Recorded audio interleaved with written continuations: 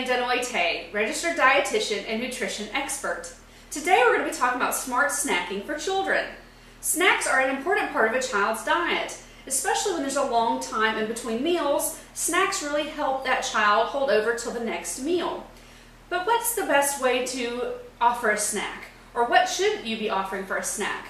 Well, I like to tell parents that I work with, snacks are mini meals. So you would want to have all the components that you would have in a healthy, well-balanced meal in the snack. So what does that mean? That means having a fruit or a vegetable, and maybe a lean source of protein as well. And that doesn't necessarily have to be meat. There are many plant-based sources of protein as well that are great snacks.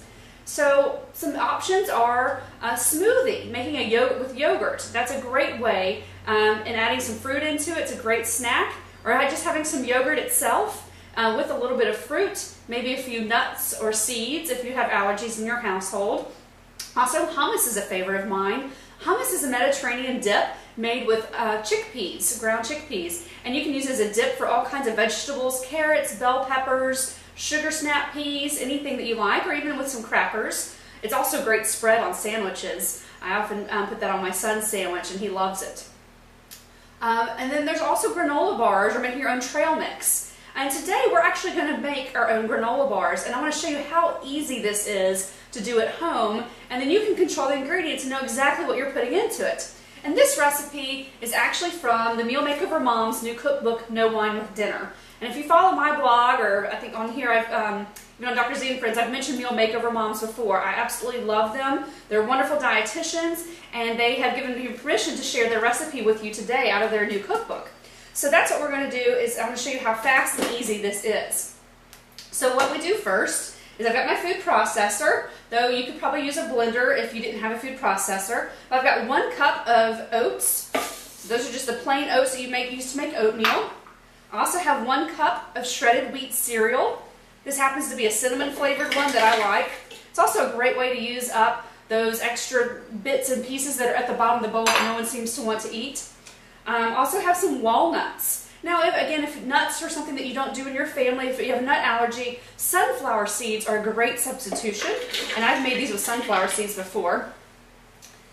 And then also, we have dried fruit. So this is 1.5 cups of dried fruit. And you can use any mix that you like. Today I'm using raisins, dried plums, or formerly known as prunes, and cranberries. So I'm going to put all of that into my food processor here. Then I'm also going to add a 1/2 teaspoon of cinnamon and a 1/2 teaspoon of salt. So I put all this into my food processor. Oops, got that in the way. Turn that on. Grind it up really well. You can get to the consistency you like.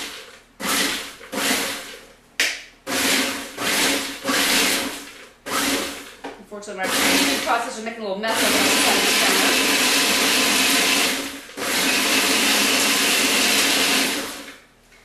But you want it to be a pretty fine consistency. It also depends upon the age of children that you have at your house.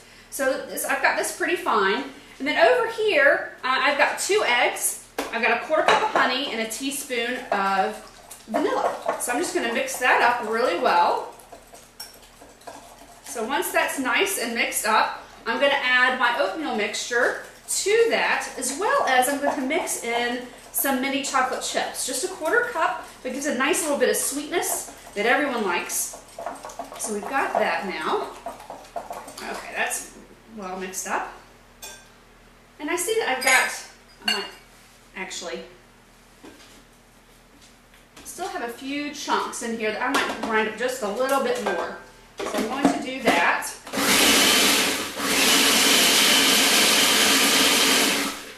There we go, that looks better. Okay. So let's see if I can do this without making a huge mess.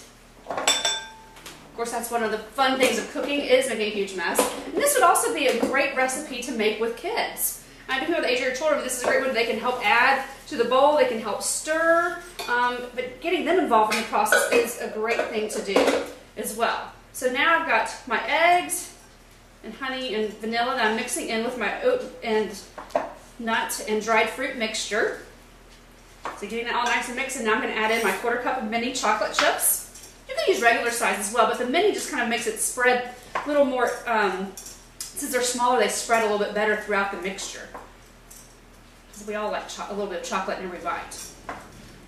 So once I've got this nice and mixed up, I'm going to take an 8x8 dish that I have sprayed with a little bit of cooking oil, and I'm going to put this into that dish, and then I'm going to bake it in the oven at 350 degrees just for 18 to 20 minutes. And as soon as the edges start to turn brown, then it's finished.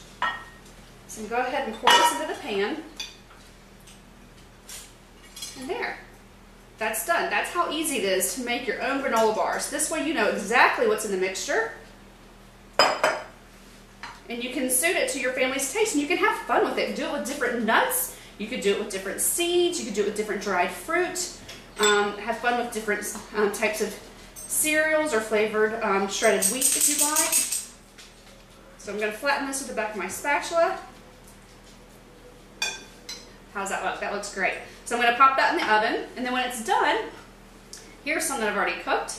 Here's what it looks like when it's finished, and they're delicious.